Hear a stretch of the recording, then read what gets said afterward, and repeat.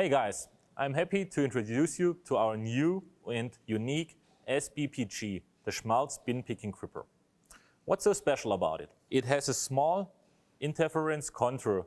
This enables a grasp into small boxes.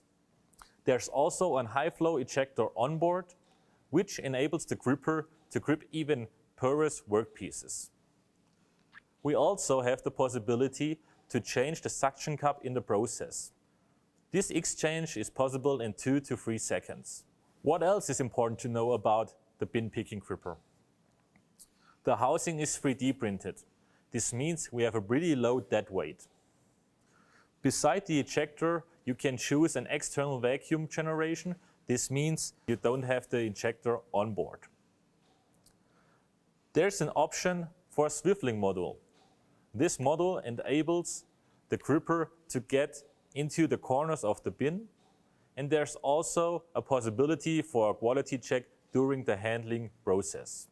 Beside the gripper, we developed the SVE suction cup, especially for bin picking applications. The suction cup has a thin and flexible sealing lips to grip workpieces at their corner or the edges.